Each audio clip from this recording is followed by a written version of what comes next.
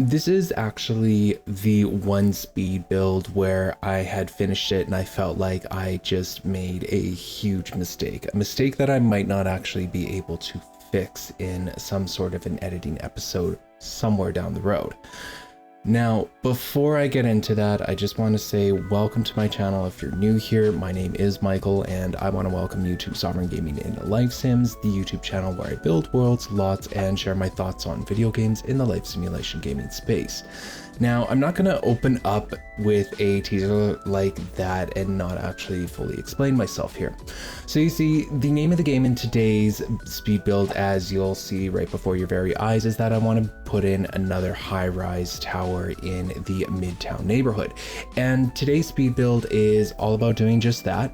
And I plan on building out a condo that has got 3 bedrooms into it. The vision is really that this condo would be something that a family could legitimately live in and be comfortable living in, despite it being, despite it being in the middle of the city. I wanted to offer that kind of a living space for players and for sim families alike. But the mistake that I'm really talking about is not necessarily revolving, well, it sort of revolves around the high-rise tower that I ended up using, but it more so revolves around the buildings that are actually connected to it.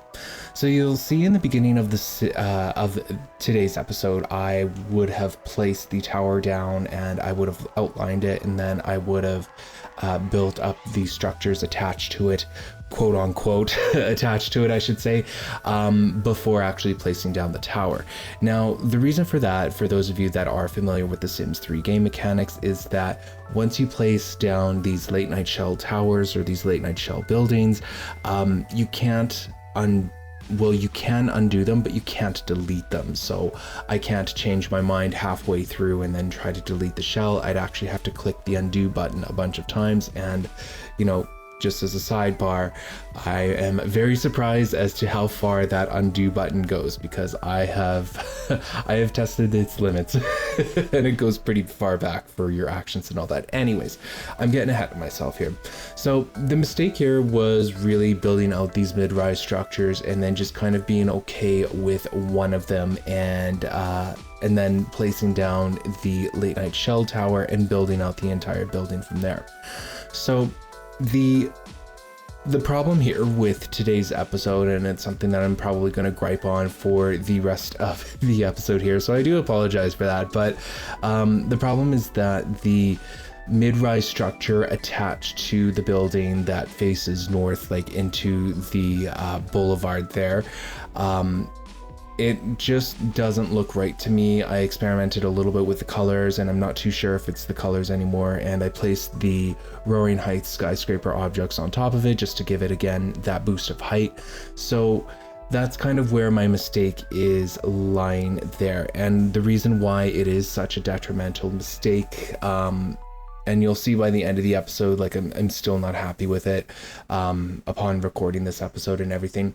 And the reason why, again, it is such a detrimental mistake is that it'll give me an error saying that it's colliding with the late night shell tower building. Even with move objects on, it can still give you that error message. So it might just have to be an L that I take on this particular lot build, or I might just have to end up like deleting it altogether and just making it like a 5-story mid-rise structure and just kind of decorating it and kind of calling it a day. That might have to be the route that I take, that I'm forced to take. But yeah, that's you guys are going to see that, and that was a mistake that I had made. And by the time I finished this build, this speed build, I kind of really realized that the mid-rise structure attached to it just really doesn't, it doesn't work well. And if I'm going to be honest, like, it sucks that it doesn't work well, but it's not like it's the end of the world.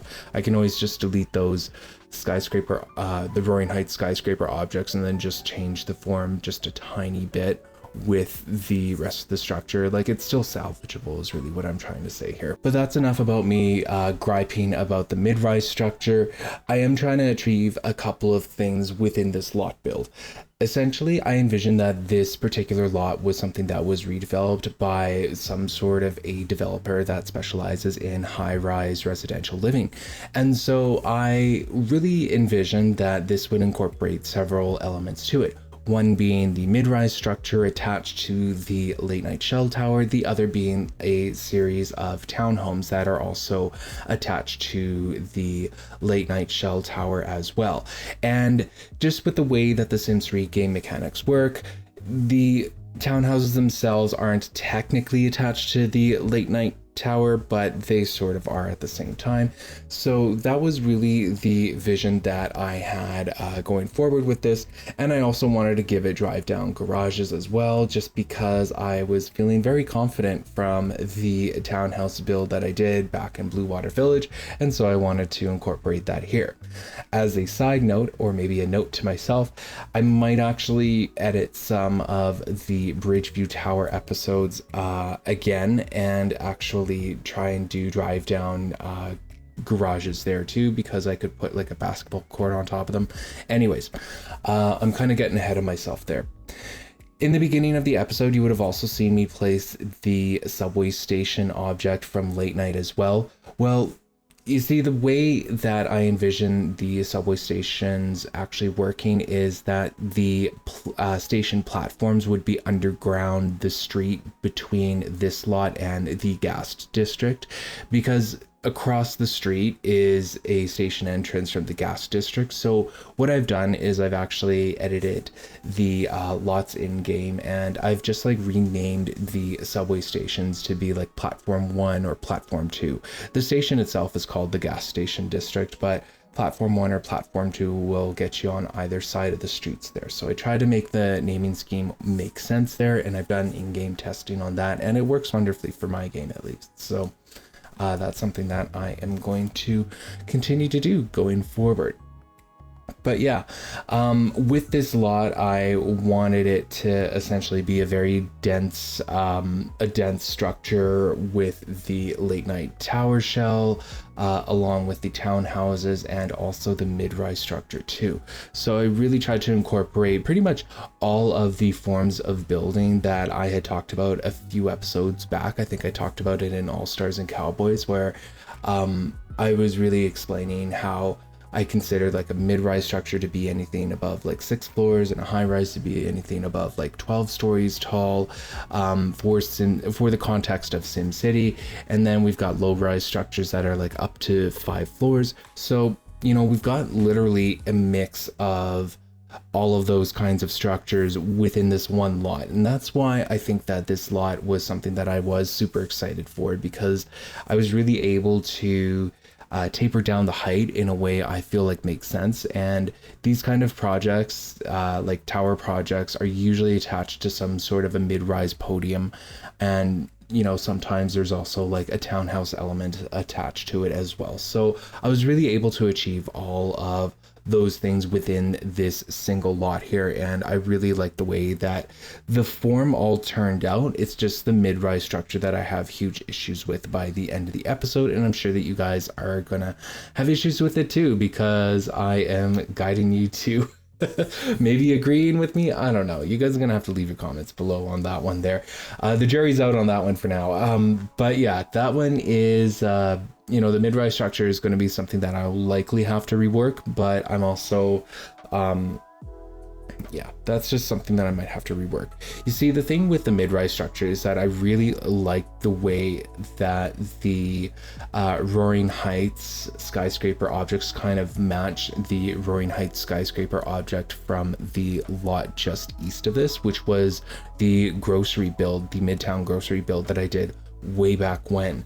It has such a nice mid-rise urban form to it that I kind of wanted to at least match the height of the skyscraper object on the eastern lot there before actually, like, before we get to Uptown, where I will plan on tapering down the height even much more, where it's more of a mix of mid-rises and low rises.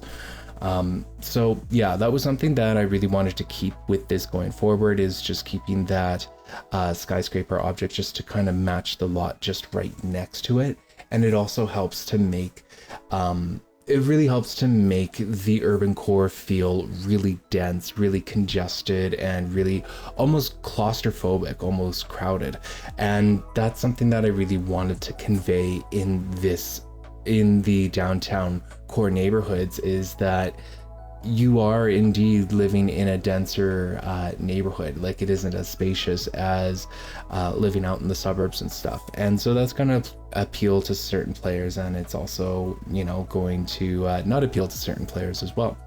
But I really wanted to offer that kind of choice for setting up your Sims to live anywhere. And for me, one of the choices was making sure that there was an opportunity for a family to actually live in the downtown core neighborhood. And so that's what this build is really all about. It's really answering to that need.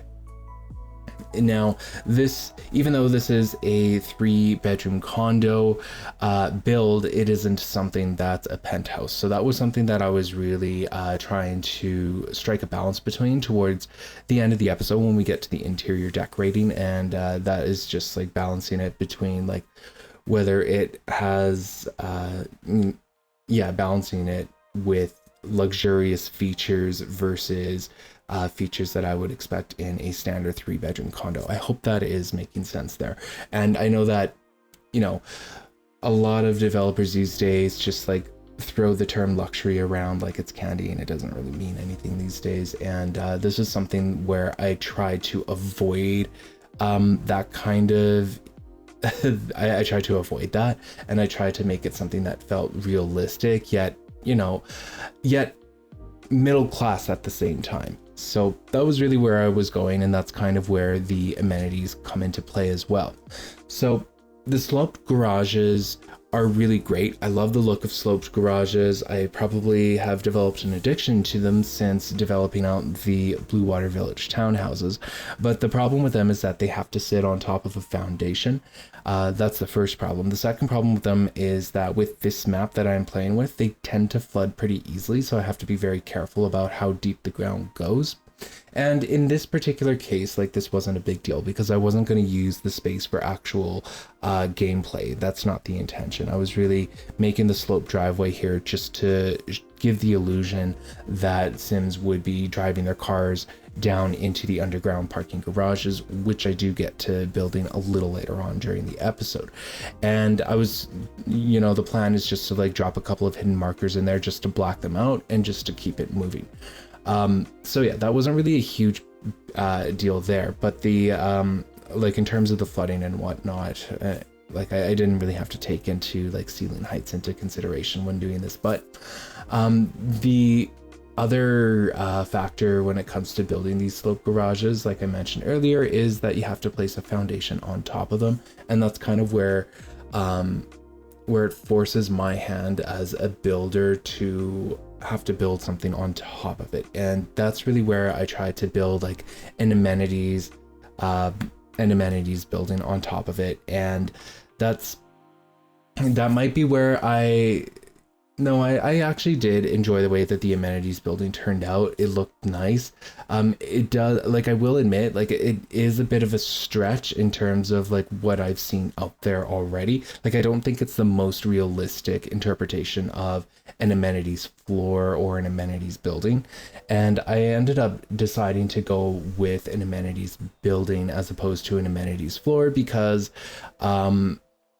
just because I had this entire structure here, I wanted to put in some sort of a, you know, quote unquote rooftop pool. Like, sure, it's in the back alley, for goodness sake, so it's not that exquisite or anything, but it's a pool that exists and it would be a cool little place to hang out at. Sure, you probably won't be getting a whole lot of sun, and you guys will see why in a future build here, maybe.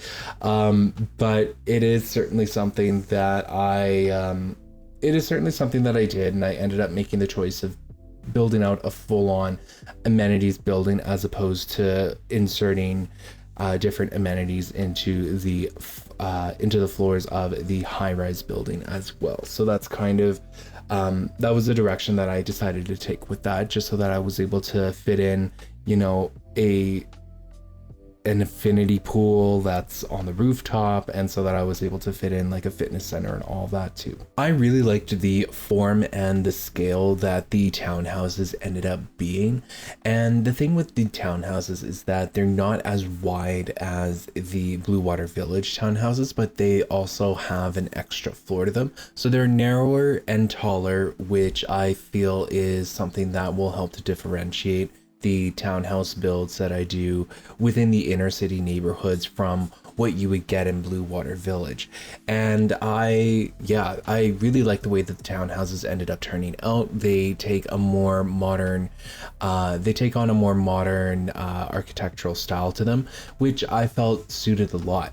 Now, the issue with the lot itself and with these late night high-rise shells is that they don't exactly have their own kind of style. Like, they aren't those straight up glass condos that you see in cities, and they aren't from a specific era like a lot of the Roaring Heights world skyscraper objects are. So it's kind of hard to like match a style to the actual building. So I kind of had to be ambiguous with the kind of buildings I have attached to the late night shells.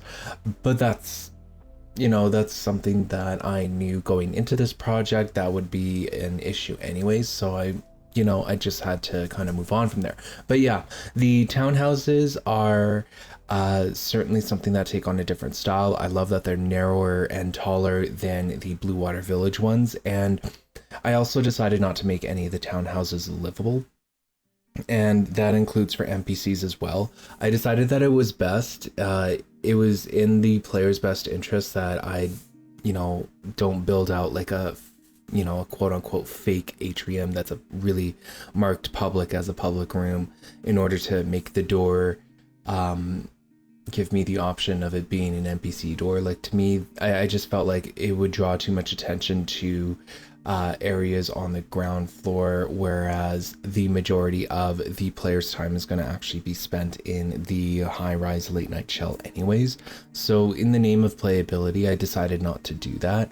But even though the townhouses aren't livable at all, there's nothing stopping a player from rearranging the different room markers and whatnot so that they can make the playable area the actual townhouses here.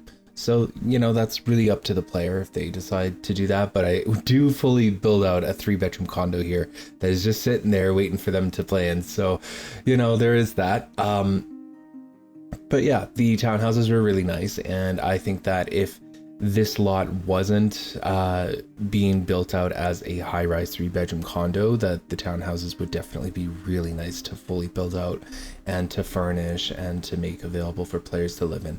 Who knows, I might just copy the style of them on another lot, but I don't think that's likely going forward. We'll see. As you'll see on screen, I decided to add balconies into the mid-rise. I think this is kind of where I'm starting to go wrong here. I made the balconies inset a little bit when they should have been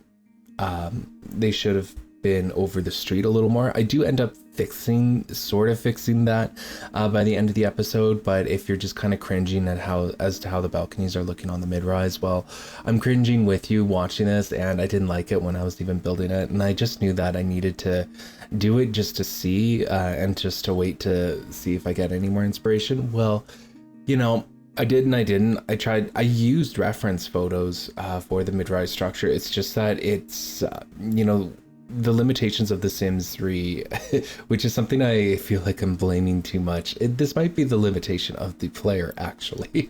But with the limitations of The Sims 3, like, they really don't do mid-rise structures well. Like, there's just missing details on the building exteriors that players get when they that players get as DLC, and I just refuse to download DLC and all that. But anyways, the balconies on the mid-rise are a mistake. I think that they might be the biggest mistake of the mid-rise, but I could be wrong on that. Again, that mid-rise structure has to be reworked, and I don't even know where to start for that. It might be a case where I approach it as a series of experiments, but we'll just kind of see. The basement is another place where I actually did make another mistake in as well. And I feel like this is just like becoming an episode of mistakes, but the mistake that I made with the basement is that I placed the high-rise structure on it just before I had built out the entire basement. And why that actually is a mistake is because for some reason, this is an actual gameplay mechanic in The Sims 3, but for some reason, after you place a late night shell building on the ground and you try to build a basement under it, it gives you all kinds of errors and it just doesn't want to actually do it. So that was kind of a pain in the ass to actually navigate, because I do want to give Sims and players access to the basement with their Sims. So that means that there's an elevator involved. And when it comes to elevators, that has to, that just kind of evolves into like needing to place elevators on top of elevators. And that's what really dictates how your floor plan actually looks. So in this build, I was fully intending on putting elevators in the corners of the high-rise building, like on the ground level going up. But because of the basement and the parking garage having the layout that I did, I was forced to do the old faithful thing that I always do, and that is place the elevators at the end of a corridor going into the building, which is something that I was trying to avoid this time around. But I was not able to avoid, unfortunately.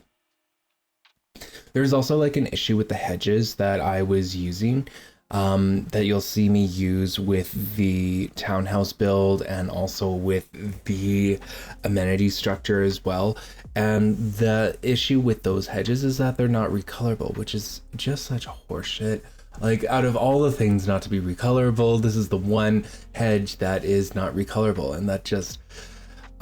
it was such a pain in the butt having to try and find like another half wall or hedge to replace it with, because it looked so nice, but I needed to have it recolored because it just wasn't fitting the rest of the build and whatnot. So it was painful for me to do, but I did eventually end up finding something to replace those hedge gates and walls with.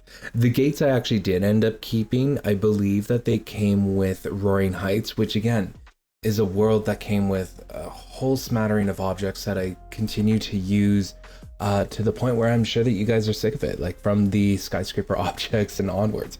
Even the walls are something that I use, and I believe I even use them within this build as well, but I will let you guys know if I do. But yeah, Roaring Heights just gives you a ton of objects, and so I ended up salvaging the gates, luckily. But oh man, I wish I could have recolored those hedges, the original hedges, because those looked so nice and they had the right form, the right everything, and they just weren't recolorable for whatever reason. And I'm not looking to recolor the plant either. I'm just looking to recolor the stone base that the hedges technically sit within. I swear to you guys, I am not trying to just like complain about my work throughout the entire episode. It's just like when I rewatch it, I'm always noticing little things that I need to fix and all that. And this was one of the cases where I actually left the build knowing that the mid-rise structure was a problem, and I just kind of want to talk about it and sort of get it out of the way, but also dwell on it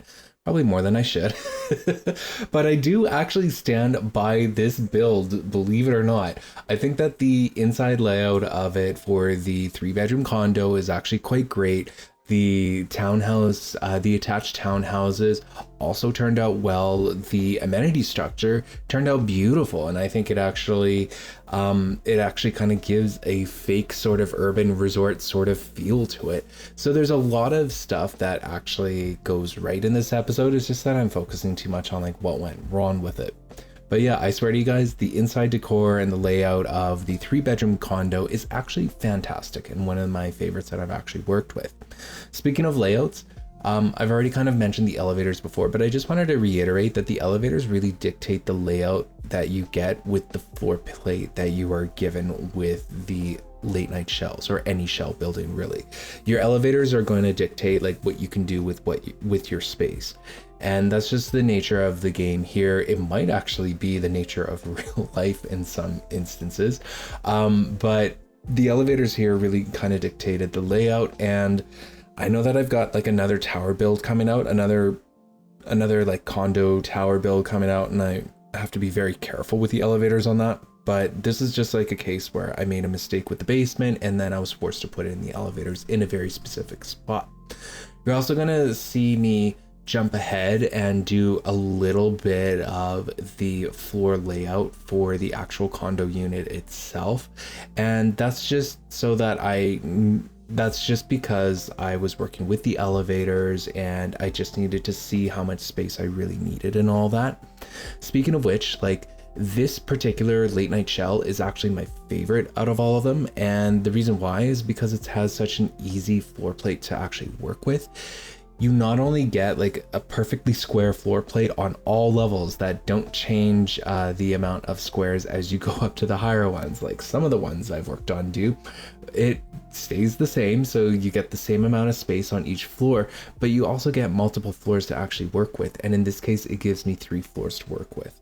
And that was something that was really nice to have, because even in the taller ones, like even with the penthouse build that I did a little earlier in my series, that one had a pretty difficult floor plate to work with because the first upper level was larger than the second upper level, and it was larger. It was larger by a significant margin, and so I had to like shrink the upper levels. It was a whole thing, and you know, if you haven't checked out that episode, you'll see my struggles there. So this one was really refreshing because it really had a perfectly square floor plate to work with, multiple floors to work with, and that's why I like really considered moving the amenities like the gym and the sauna and all that to one of these floors, because that is what you would see in real life. That might be something that I do end up doing, but what that means is that I have to destroy the amenity structure that just sits on top of the drive down garages there, and so I might have to replace that with like a basketball court on top of it.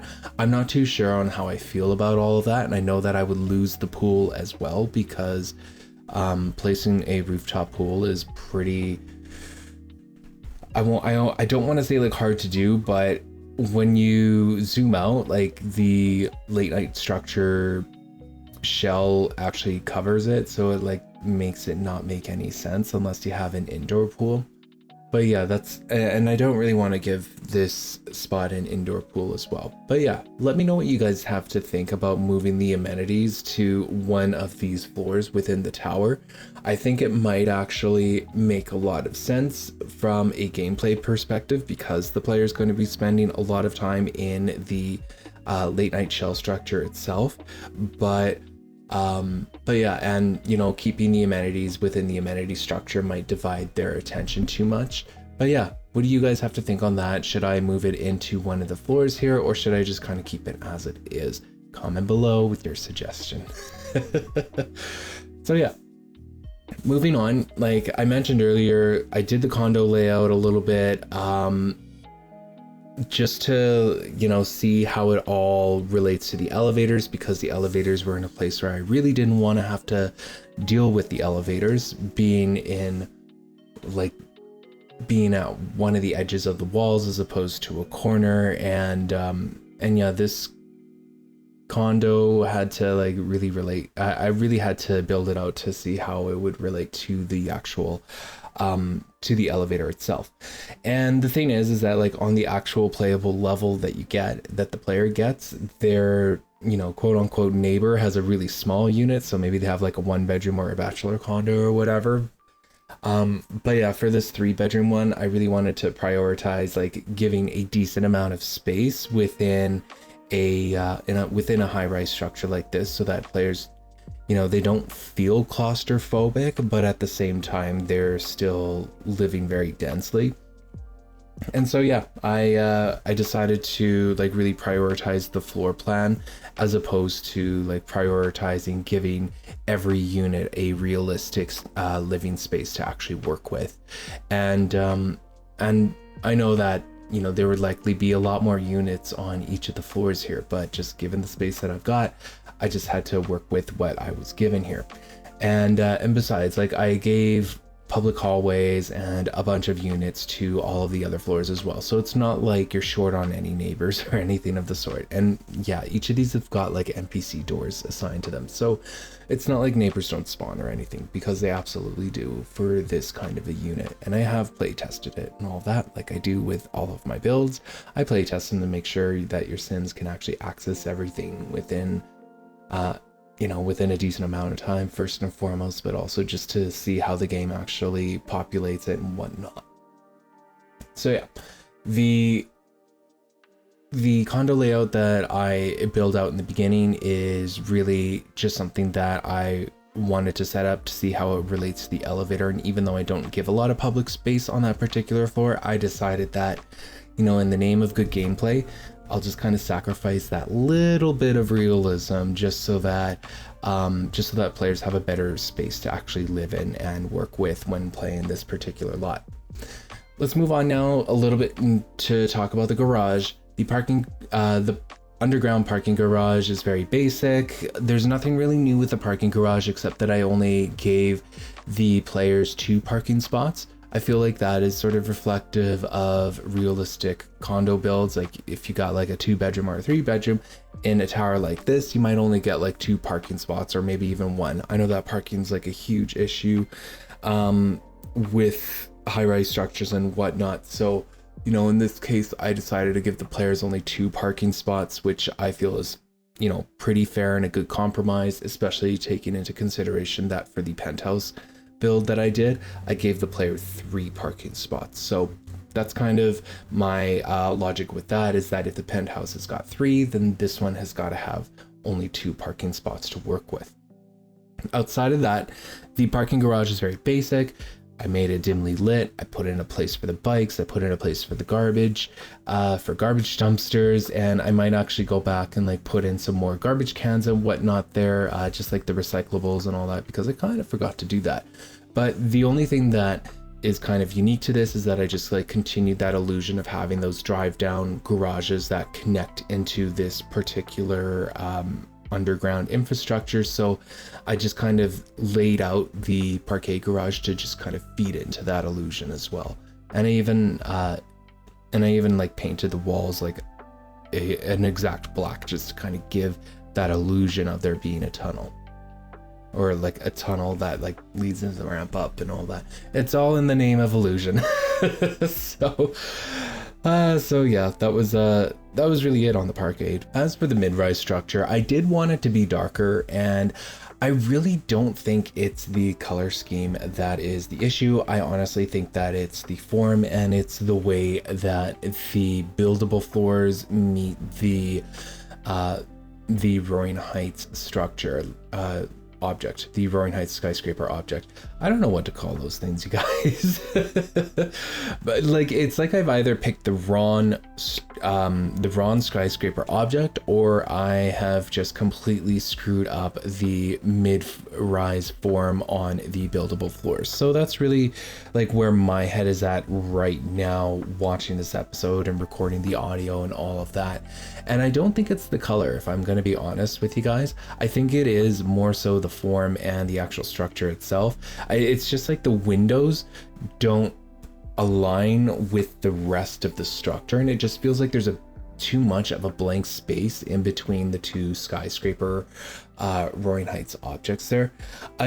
Like I said in the beginning of this episode, I'm pretty sure that this might be a mistake that I have to live with if I really want the if I really want the skyscraper objects in there, because I am pretty sure that I can't place these without it conflicting with the late night shell, and that's even with move objects on. But you know, I'm crossing my fingers that I am wrong on that. But if not, you know, when I get to the Midtown editing episode, I might actually have to divide this portion of the editing episode up into different experiments, because it's really the only thing that I would change with this lot build, aside from maybe flirting with the idea of relocating all of the amenities onto one of the floors in the tower. But yeah, that's really my biggest issue there. I know I already mentioned the hedge before, but the hedge was something that I replaced with a regular fence wall. I couldn't recolor the hedge. I hate that I wasn't able to recolor the hedge, because it was the perfect form that I was looking for, but I just couldn't. I think it came with Starlight Shores with the Showtime expansion pack. But yeah, I had to replace them. I don't mind the replacement that I replaced them with, but you know, the hedges that I had originally were just so much better. If only I could recolor them, everything would be right in the world, I suppose. But yeah, that's not the case. Anyways, one kind of neat feature that I really liked was this sort of alleyway that was created from the townhouses as I was designing their little backyards there. I decided to, you know, lean into that just a little more by giving them an actual backyard gate out into that little alleyway, so that they could access the amenities structure from their townhome directly there. To me, that would make a lot of sense, and that would be something that developers would take into consideration. So yeah, I decided to add that in here, just so that, you know, even though there aren't going to be any neighbors that spawn in these townhouses, they could theoretically just kind of go there. Oh, speaking of which, one thing that I did catch when I was doing the playtesting is that the newspaper people like to deliver newspapers to the townhouses. So you have to kind of switch, you know, you have to set certain things as the front door and whatnot. And I'm not the best when it comes to that, so I'm not too sure how to advise you guys on that. And besides, I cancel the newspaper services anyways if I am playing, so it's not like it's a big deal for me personally, but I can see how other players might want to like assign a different door as their front door. But anyways, let's kind of move on here. The design of the gym, the sauna, and the massage table was kept very basic. One thing that I did keep in mind, again, like there was a lot of parallels between this build and the penthouse build that I did, and I really didn't want it to be a carbon copy of each other, but I did want to offer like a decent amount of amenities for players and for sims alike, just so that this does feel like a tower that does offer a decent amount of amenities to justify the price it ended up being priced at, which wasn't that much, surprisingly.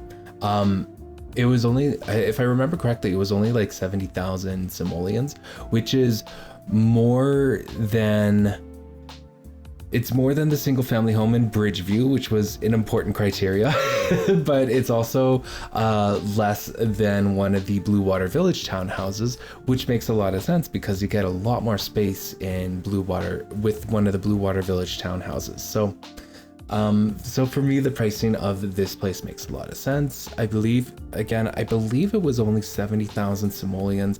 I might have to correct myself when I go to actually edit the episode. But yeah, it was a decent price, something that I felt made sense for the context of what I was going for and all that. But yeah, the gym, sauna, and the massage table, again, I tried to, I kept comparing it in my head to the amenity floors that I was building in the penthouse, and I really just wanted to keep them basic. I wanted to give them like a modern design, but I didn't want it to be an entire like luxurious hammam like I built in way back in the penthouse, which I feel like is such a special amenity for that lot that, I didn't want to take away from that. But it's kind of like hard to when you've got the same objects being used over and over again. But yeah, to me it felt very superficial, run-of-the-mill, like modern decor, modern approach and all of that. I was just thinking like do the blacks, the whites, and maybe some neutrals here and there, and just kind of keep it moving from there. I didn't have to think too hard when it came to the gym, the sauna, and the massage, but yeah, that was really that. And when I end up building the sun deck, again, I just wanted to keep it very basic. I kept it very simple. I just wanted a couple of a couple of lounge chairs. So that Sims could just kind of soak in the sun, and I just wanted to pair that with some umbrellas and with the infinity pool design and with everything else on that sun deck floor, just to kind of give it that modern urban resort sort of feel. And yeah, I felt like it was well achieved. I don't know how it's going to relate to the other builds as we get to them, because the lots that sit directly south of this one, well, one is going to be a high-rise structure, the other is going to be, well, it's definitely going to be a mid-rise of some sort, but I just don't know how the rest of the other lot is going to form along with the mid-rise structure that I plan on using. So I don't know how much shadows is really going to be casted on this sun deck here. It might even make sense for me to like move all of this into one of the floors as an amenity space, like I keep mentioning before, but that kind of depends on how dark this alleyway actually is. To me, I think it's kind of cool that there's this urban resort sun deck area that's in this alleyway, but that's just me. I think a lot of things are cool that probably I shouldn't. But but I really did like how the amenity structure turned out. And if I need to move it into one of the floors, then I'm more than happy to do that. Because I do have plans to like maybe redo the top of the structure so that like a basketball court sits on top of the garages or whatnot. I've already explained it before. Truth be told, when it comes to the amount of time that I spend working on these urban builds, it always turns out that I'm actually spending more time actually working on the set dressing or the areas that players don't have access to. And really, that was kind of done on purpose since the inception of this whole project. I always knew that these urban builds are going to require more set dressing than the rest of the SimCity world. And this is clearly shown in the different neighborhoods. So for example, like we of course have all the urban core neighborhoods, but when we get to Bridgeview and start doing some of the single family homes there, that's when we're really going to start to depart away from all of the set dressing, because all of it will be made by the time I actually get there. But as I continue building out the series, you guys are also going to notice that there's more of a balance, since I am starting to now incorporate the Blue Water Village builds. And even though I guess in the next episode is not a great example, because I'm going to continue to build out another townhouse build there, but as I go forward after that, of course, there will be actual more single family homes, and that's really where we're going to depart away from the set dressing that I've had to construct throughout all of these inner city builds. And yeah, I've always known that this was going to be the case with the inner city, because there's no way to really convey a dense form of city within the Sims 3 context without actually building some buildings that are, you know, quote unquote fake or inaccessible to the player. And so, you know, this lot is very much the antithesis of all of this. It's just a conglomeration of mostly set dressing buildings with a high-rise structure that players can actually play in. So, you know, naturally, most of my time is actually dedicated to building out the public areas and even the amenity areas, arguably, than it is in the actual living unit itself. And yeah, we do get to the living unit build in today's episode, so there's really no worries there on my end. But yeah, the By the time we actually get to decorating and building out the living unit itself, it really all just kind of comes together quite quickly at that point, and that's when I know that I have finished off the project. Usually that is the one part of the project that I am most excited for when actually doing these kind of builds, and so I save it for last because that is something that I like to reward myself with as a builder, is that even though I'm excited about all of the set dressing and all of the public amenity buildings, the living unit itself is something that I especially am excited for. I mean, don't get me wrong, like I really enjoy the way that the mid-rise structure and the townhouses came together and really added to that skyline, whether it's adding in some depth or some like real body to the skyline or not, or, you know, making an impact on it from certain angles. It really adds to that fullness of SimCity that I am going for, because I absolutely intend for the inner city to feel a lot more dense, a lot more closed in, as all cities feel. So that's really, all this is really done by design in that kind of a sense. So yeah, naturally I spend a lot more time in the public areas because it has to look at least passable in this case. And you know, I try to actually make it look nice for areas that players and Sims would have access to or would see as they travel throughout the city and all of that. You'll see me redo some of the balconies as well in the mid-rise structure, and I'm really just trying to put a lipstick on a pig at this point. I thought it would make a difference. I'm not sure if it does, and honestly, this mid-rise structure is going to likely take up the most time whenever I do some sort of a Midtown edit episode. And I know I keep talking about this, you know, mysterious Midtown episode somewhere in the future, but, you know, once I'm done all the Midtown structures, I'll go back and I'll edit my work and I'll see where I want to make improvements and where I don't. And yeah, like I will obviously do an edit episode for all of the neighborhoods, so this is not something that surprises me at all.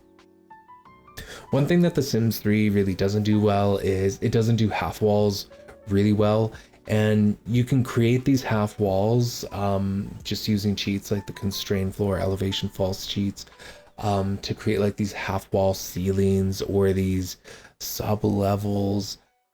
The Sims 3 doesn't do this concept well at all, and this is something that I hope that future life simulators will actually kind of recognize as a problem area for builders, is that these half walls, like split levels or foundational levels, are certainly something that players need access to, and they, more importantly, builders need access to building a foundational wall on top of another floor. So The Sims 2 actually did this pretty well because they had these quote unquote like stage objects that you can have, and with those you just place them, like you can place them anywhere, like within a structure, and you suddenly have yourself another level that's at the same height of a foundation. And that's really all that I'm asking for in a future life simulator when it comes to building out structures, is something like that that allows you to place a platform level or a half wall that enables you to build floors and all that, just like a foundation level above. Anyways, so that was something that I had to contend with and deal with. Like I had to use constrained floor elevation sheets for both the public amenities building as well as the townhouse structures, just to kind of give a little extra intrigue to the roof and all of that with those townhouse structures. But yeah, those were certainly something that's certainly a gameplay feature, a build feature that would be on my dream list going forward when it comes to future life simulators, and what I would want as a builder is just like a way to get to those additional levels there. Sorry for repeating myself there, you guys. I know I am doing that a little bit now. In terms of the actual colors and the different woods and all of that for the townhouse structure, I wanted it to match the mid-rise more than I wanted it to match the high-rise, the late-night high-rise shell. The late-night high-rise shell looks nice, but it's this weird little yellow stone. It's like a weird limestone color, and I just really don't care for it. And to make townhouses that kind of match that is just something that I really didn't feel like doing. And honestly, I like the color scheme that I had with these townhouses, and yeah, I just decided to make a choice that I would have the mid-rise and the townhouses use a darker color scheme, as opposed to trying to match it exactly to the late night shell. Perhaps this is a bit of a mistake, and you know, going back, I could probably like replace the blacks with a white for the townhouse designs there, but you know, I'll just kind of see how I feel when I get around to doing the edit episode. Like I said before, I feel like this lot in particular is going to command the most attention when it comes to what I'm filming for that Midtown edit episode sometime in the future. All right, let's talk about something that I have been looking forward to all episode long and while I was building out this lot, and that is indeed the 3-bedroom condo unit itself. I have been desperately trying to build this, but I needed to do all the public areas first. I needed to get the form right for the lot, etc., etc. And yes, I even did do a jump cut into the condo unit itself, and that's really because I was doing a lot of tedious things with the layout. I was shrinking things, expanding things. I was really struggling with, well, not struggling with the layout, but I was very picky about the layout that I wanted to have for this 3-bedroom condo. And a really big reason for that is that I wanted to give it a couple of hallways and corridors, since I really wanted to convey that there is a public half of the condo unit that is used for hosting and having friends over and guests over and whatnot. And then there's a private half of the condo, which is really used for the bedrooms and some of the more private areas of the home itself. So I really wanted to do that with the floor plan. And you know, like when thinking about this condo and thinking of how like a family would want to live here in the middle of Sim City, you know, in single family homes, when you have people over, when you have guests over, they don't go wandering into your bedrooms and all of that. And so I really wanted to just kind of put that psychology into this layout here. Whereas in the penthouse layout, I was really, it was a lot more open. It was more of an open floor plan than anything else. And that's because you're really purchasing that penthouse to host and to show off and all that. Whereas in this case, this is very much a home for a family living in the middle of the city. And also another thing about the corridors and the hallways that I wanted to do, that I wanted to use is that I find, okay, maybe this is not a great example because I have several examples of this throughout the series, but I find that I am more comfortable with an open concept layout than I am with a layout that has corridors and hallways. And so I wanted to challenge myself with this build as well. And not only that, but corridors and hallways help to make homes feel a little more cozier, and that's how I wanted the 3-bedroom condo here to feel, is just a tiny bit more cozier than per se like the penthouse, where you're paying top dollar for that top floor kind of unit. And speaking of which, this is indeed on the top floor, and I've actually given it the best view, and that's because something that I wanted to do for this one was just kind of give it the best view. If you notice on here, I did not give this one a balcony, and that's because the late night shell building itself does not have a balcony, so I decided not to build a balcony here. Normally condos and high-rise buildings, they have balconies, and you know, just from where I'm at personally, like where I live personally, I live in a colder climate, so I've always felt that balconies were a waste of indoor space. I'm like, you can only use that balcony for like half the year, if that. So to me, it's always seemed like a waste of space. So when I picked this late night shell, not only did it have like the floor plate that I absolutely loved, and I think it has the best floor plate of them all, but it also didn't have balconies on the actual late night shell design. So I just decided to go with that and to continue to build within a place of comfort for myself. Also, during this build, I've noticed that I myself have improved as a builder. It's really measured in some really small ways here, and that is I have started to add kitchens with pantries and also bedrooms with closets. Now, I still am not entirely sold on the closet doors that I use, but I've noticed that I've become a lot more comfortable with creating closets and using doors that really correspond with the rest of the home's theme that's kind of going on around it. Now, as a reminder to myself, I have to edit the crumple bottom chateau with some closets because I definitely did not put in closet space for some of those guest bedrooms. But hey, I'll get to that in a pleasant view edit episode whenever that happens. But yeah, I noticed that I'm improving as a builder, and honestly, I have always had the capability to build out lots like this. And you know, perhaps this is just my ego talking. Like, I never thought I could actually get better as a builder, and here I am at this series at this point in time, reflecting on it and realizing, yeah, I've actually gotten a little bit better as a builder going forward. Sure, I don't have all the custom content and downloads in the world, but with what I've got and with the expansive amount of Sims 3 store items that I've got, I certainly make do, and I certainly feel like I'm able to convey the themes and the builds that I need to convey. So yeah, just kind of giving myself a little pat on the back, and also just kind of mentioning it here because there's always room for improvement no matter what you do, I suppose. Speaking of improvement and all of that, I have decided to totally go back into a place of comfort when it comes to the color palette of the interior of the 3-bedroom condo here, and that is to go back into a neutral color palette. Except this time, I'm doing things slightly different. I'm doing something completely riveting and never done before, and that is I am making the floors like a nice dark wood. So, ooh, big scary risk there. Not really, but it looked nice, and I really wanted to have a neutral color palette for this because I wanted to make it feel as airy as possible, despite it having those hallways and corridors that were designed in here to make it feel cozy.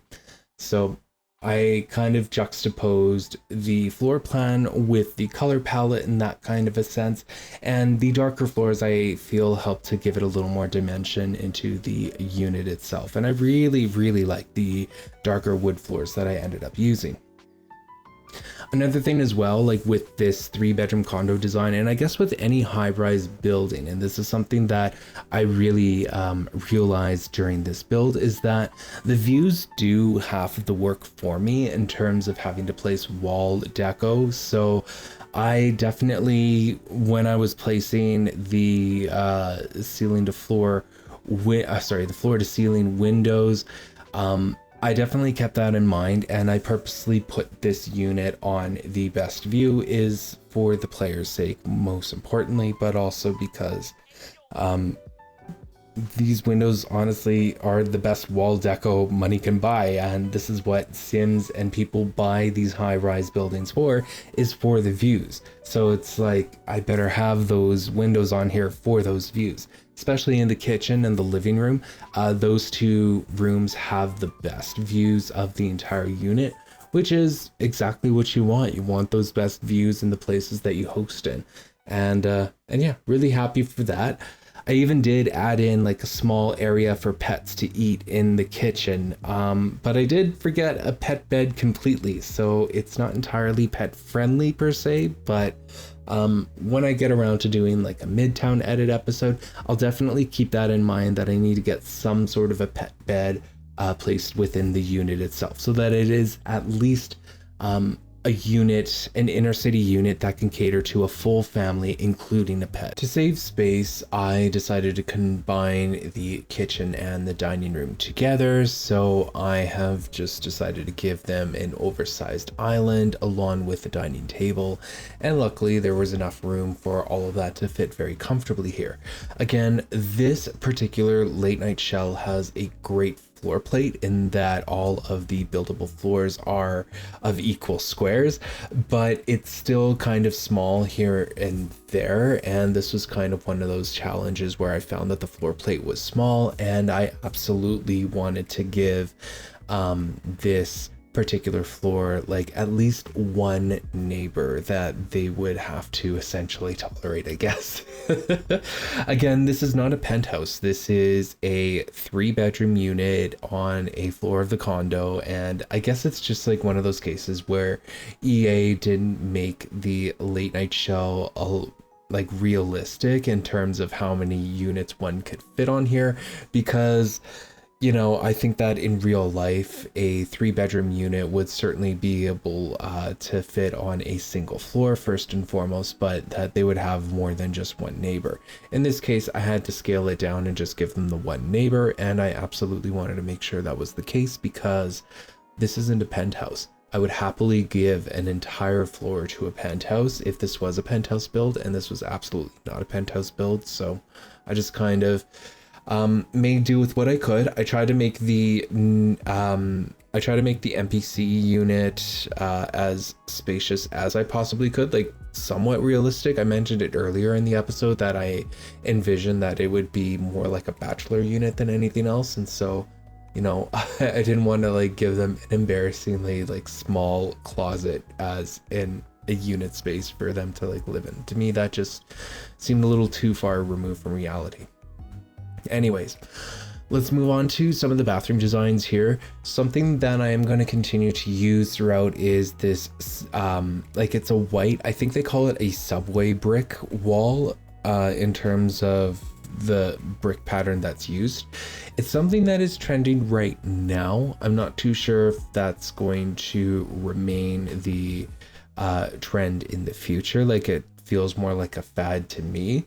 It also feels very New York City, and again, SimCity takes a lot of inspiration from New York City, whether it's particular builds itself or the bigger vision at hand. But I do enjoy the subway brick in the bathroom, like the white subway brick in the bathroom. It does add another point of intrigue to the bathroom. It adds something interesting to it to look at, and I actually don't mind the design itself. For me, subway brick in bathrooms or in kitchens, because I've seen them used in kitchens for when I'm searching for inspiration, I feel like it's something that is, again, more of a fad than it is here to stay. Like I don't think it's going to be a timeless classic per se. I could be wrong on that, but that's just my own personal feelings and thoughts on it. I think it's going to really represent like the 2020s at some point in time, rather than something that is a timeless classic. Anyways, I'm kind of getting a little distracted here. I personally like using subway brick for bathrooms and for kitchens and for everything. So for me, I'm probably going to be using it, but I'm using it fully aware that it is likely something a little more of a fad than it is here to stay. But when I pair this subway brick with the dark wood, it feels very chic to me. And like I do all the time, I always build the bathrooms all at once because I try to make my bathrooms all the same interior design. Bathrooms are one of my least favorite things to build in the game, and so when I have a chance to just kind of knock out all the bathrooms all at once, that's something that I absolutely look to do. The only thing that I might change with the bathrooms is I might change the floors on them. I might change it to match the subway brick, because the subway brick on the walls, like for the walk-in showers and whatnot, like I think that they just look better continuous on the floor as well. And actually, a little bit of a spoiler, but in the next episode that I actually do exactly that. I match a subway brick to a subway brick floor, and it looks much better. It looks much cleaner, chicer, and all of that. So that's going to be likely an edit I will make. And that's actually going to be one of the only edits I'll make to the condo unit itself, outside of adding in a pet bed, because this unit is something that I was really happy with when I was done the build, and it just felt like everything that I did up until this point and up until this build was absolutely worth it. Not saying that everything I did was like crap beforehand, but it was definitely more of a journey. And then when I actually got to the high-rise unit building itself, or the high-rise, the unit itself, it just felt like it all came together in a way that was that made sense for Sims to actually live in and all of that. So I was very happy with that. But yeah, one thing I'm absolutely going to do continuing forward is building bathrooms all at once. That is something that I don't foresee myself ever ever not doing in future builds. Oh yeah, I also added in an office into this unit as well. Now the thing is that I could have easily have just left it as open space, made it a larger living room. But the thing is that I really wanted to add another desk. Well, I just really wanted to add a desk that is accessible. And yeah, I would have placed in a desk and a computer anyways in the living room. And it's just like, why bother doing that when I can actually add, you know, another level of intrigue to the 3-bedroom condo itself, and put in a full-on office along with its blinds and everything. So that was something that I ended up actually doing, and I'm really glad that I did. It has a killer view, by the way, because I placed the windows where I did. And with the office, I was using a white blind, and then I also used I used a blind that uses the same brown color as the floors, and I like them both, so I just use those interchangeably, and I absolutely love that for this unit, for the office, so I just kept it. I believe I even reused that in one of the bedrooms as well, but we'll kind of see as we go through the rest of the episode here. But yeah, the office is something that that I could have just left as more space, but I was going to put a desk and a computer there anyway, so it's like, why not make it a lot more interesting than it actually is? The living room itself, really great. Again, the views do all of the heavy lifting for me. The windows and the views do, so I didn't have to do too much in terms of wall deco and all of that. I did place in a couple of those longer curtains. I used them in the guest district, quite extensively in the gas district, and like for the runway and all that. And so I just kind of repurposed them here, just as like a drape that you would pull across like the entirety of your windows there to give a sense of privacy. So that was kind of like the suggestion that I was giving with just those singular curtains there, and I think that it is conveyed quite accurately, and I'm very happy that I placed them there. The sectional couch that I used in the living room was also something that was very carefully picked out as well. And for my eagle-eyed viewers out there, yes, it is the same sectional couch that I used for the All-Stars and Cowboys build on the rooftop sections of it. So the same sectional couch was used, except with a different color palette. It certainly looks a lot more chicer. I'm sure you guys will agree.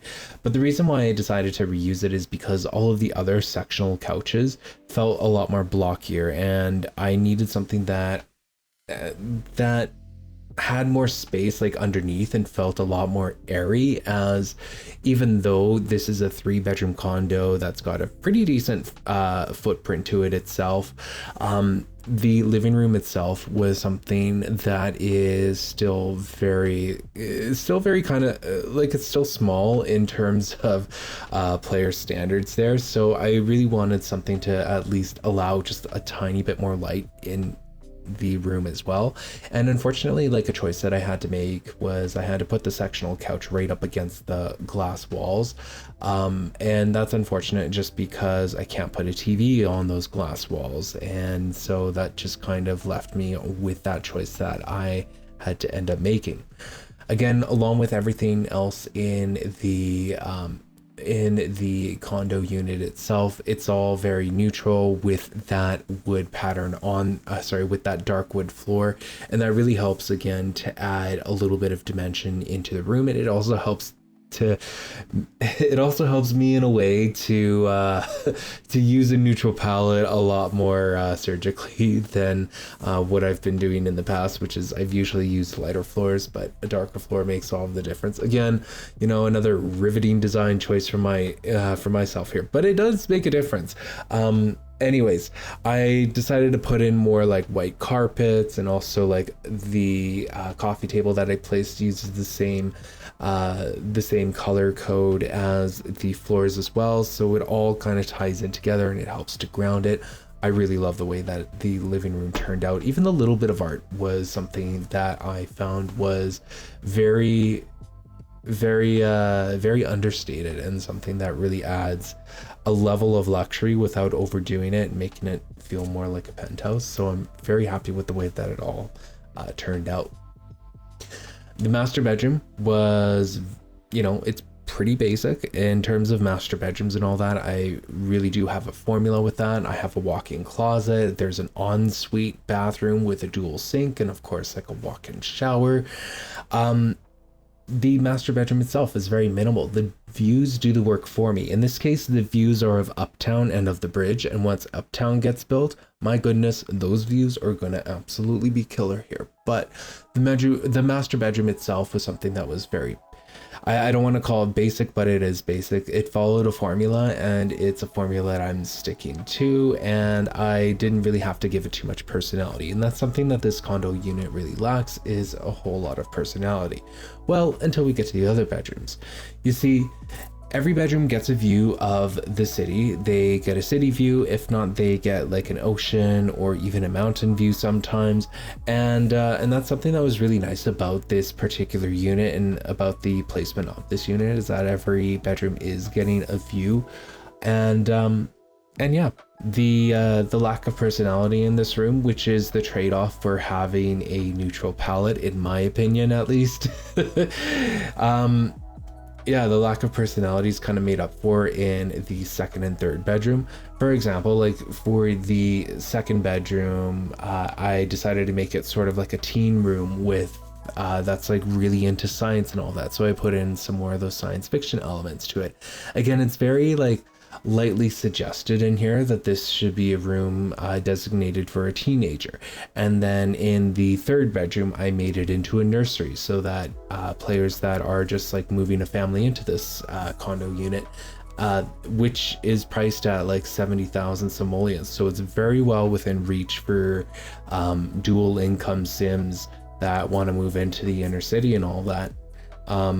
But yeah, the nursery is certainly there for sims that want to start that family within SimCity and want to live in the downtown core neighborhoods. And that's why I decided to design a nursery, is just to really suggest again and drive home that this is a unit that is made for a family, not a single sim that wants to just kind of live here and party here and all that. And don't worry, there's nothing wrong with that too. It's just that that's not what the intended design for this particular condo unit was for.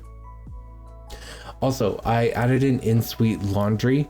Again, I kept it basic. I used the same subway brick. I kind of like matching some of the bathroom elements to a laundry room as well, because I just kind of feel like there's a really healthy marriage between that in all kinds of builds. And in this case, I really like the idea of using the subway brick and continuing it through the laundry room as well. And since this, and you know, I've talked about it in the past, but there is an actual laundromat community lot, and I do plan to build that in the future. And so I don't want sims from this particular unit having to go all the way to the laundromat to just do their laundry. So they can do it all here. And considering the size of this unit and considering the usability of everything, I feel like laundry is certainly something that won't be an issue on this lot at the very least. For my next speed build episode, I am taking us back to Blue Water Village. There's another townhouse that I want to make before I start diving deep into the single family homes, because those builds are going to be huge in of themselves, but I really wanted to finish off with at least one side of the townhouse builds that I have been doing. And I think you guys are going to really like it, because I take a completely different approach to the build itself, since I really feel like I need to start building based on personalities and based on who's actually going to be living in that unit. And so that is something that I am going to tease you guys with for the next speed build episode coming out here. But for now, if the tours aren't already playing, then feel free to stick around for those. And in the meantime, I just want to take another minute here to just say thank you so much for watching. And if you've enjoyed this episode, if you've been enjoying this series, then feel free to like this video and consider subscribing if you haven't already. Thank you again for watching, and I hope you have yourself a wonderful day.